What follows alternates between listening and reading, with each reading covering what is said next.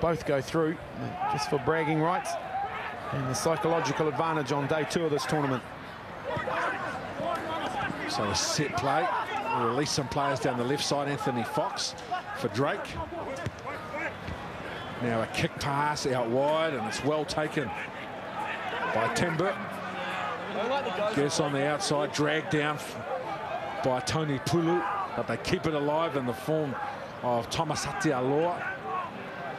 And Timber goes again. Roll 10! Minus 10 not rolling. Desperation here for Horowhenua Kapiti. Anthony Fox shifts the ball. Adam Vardy and the Cook Island International finally gets something to smile about for Horowhenua Kapiti. But it's been all one-way traffic. Charles touch. Aliva from Horowhenua Kapiti. On that, one. It's not out. They have been hustled and bustled. Front row player, leave it. In all aspects of the game by one of the favoured teams in this year's tournament, of course. Harbour are the defending champions, beat them in the final last year. And Waikato have looked tremendous as well, so in the Bay of Plenty. So it's been a good opening day so far, but Counties Manukau 34-7. Let him run. Remind us all how good they are. Vardy with another consolation try at the end. Sometimes wonder, Scott, if you took a Lamert and put him in a top-class team, with all due respect to Horowhenua Kapiti, how much better he could be even still. He's got a big ticker. I'll give him that much. Again, Horowhenua just unable to retain possession, but they have an advantage for a knock-on, and there is Lamert. He gets support too from James Ross, and Ross makes up to the halfway line, and then he connects with Tamba, and Tamba has plenty of pace. And Horowhenua Kapiti answer in fine fashion, straight under the bar. It's a good point that you raised, Tom, and I think that's probably an area where Gordon Titchens has led the world, or certainly from a New Zealand perspective.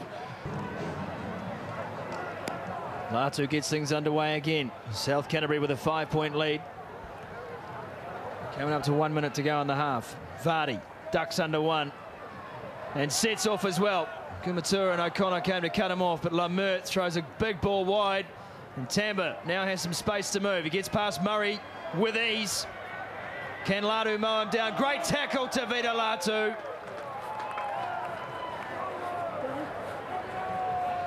Good work. Good chase and a good result at the end of it. So 12-7, and that prevented a certain try of being scored, and Latu had to cover the best part of 45 metres to make a good ball and all tackle, force him over the touchline, which will allow South Canterbury also to get the throw at the line out.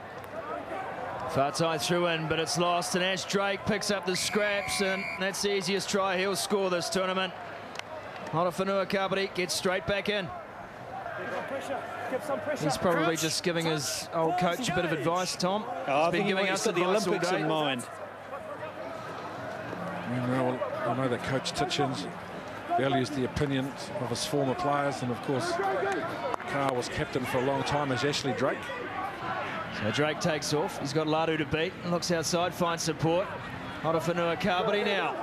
Can they take the lead in this match through Tamba? Tamba on Murray. It's a one-on-one. Murray chases hard, but he won't have enough.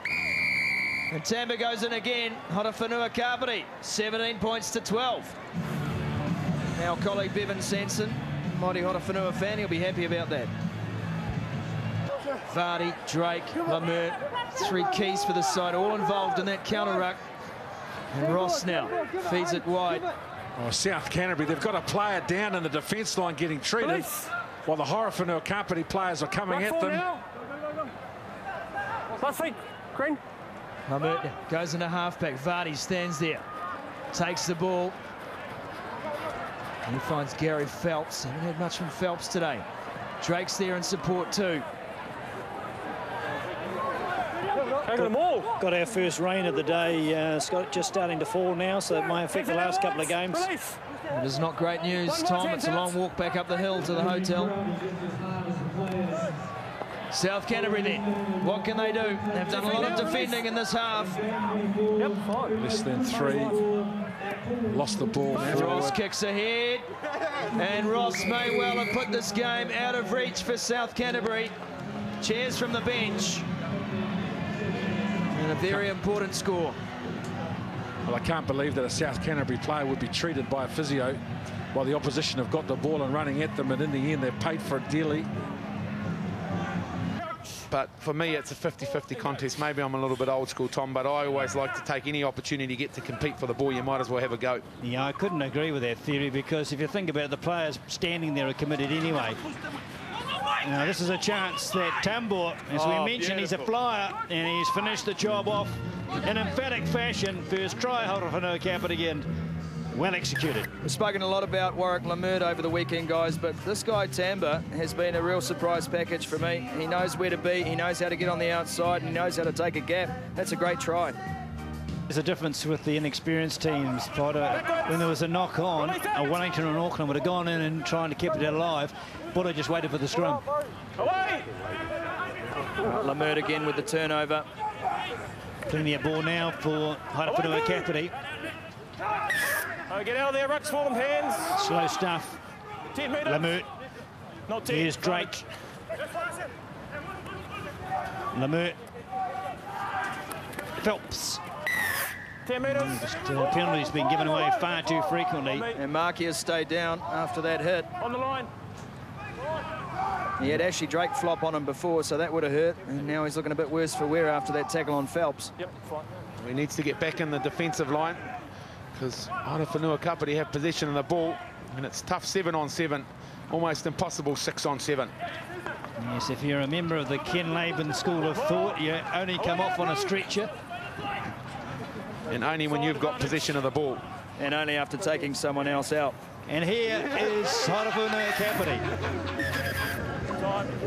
Scoring the try. Player still down injured. Comedy off the field, drama on it. Show me some arms, okay? There it is. Happy with his day's work. So the half-time break, 12-0. Gary Phelps, have a look at that. Oh, he's looking great. Hey? Do you think he's been involved in a bit of action over the last night? Oh, that's assuming, of course, that didn't happen last night. Just a numbers game here, boys, wasn't it? Lamert knew it was an overlap. Came back inside Phelps. He could have gone around the outside too. And the Kapiti claw, fantastic. He's in a very good position to attack, and Lamert does so. Beats one tackle, offloads in the second, and here come Horowhenua Kapiti. What a mistake it was to kick the ball out. It's cost Buller 45 metres and maybe a try. No, last drop of the ball has saved them, and they've got 100 metres to go. They got numbers. And they got a chance. Lamert across to try and make the tackle. Kept alive. Poor pass, though, from Buller. As he touched it. Carried back. Time. Well, Ross gave him a big nudge in the back, so I think that's what they're going to question here. Time out. Yeah, we've got... Tell me what you've seen. Buller player's gone down for the ball. It's been pushed completely. Pushed Well off the spotted, ball. Scotty. Yeah, off the ball. Oh, without the ball as well. Yeah, without the ball. So push off the ball. Penalty. Here, Ashley. Here, penalty against you. Push your man without the ball, okay? We'll get a good look at it here. It's a scramble for the ball and get out of the way. Yeah. Fair call. I want to try.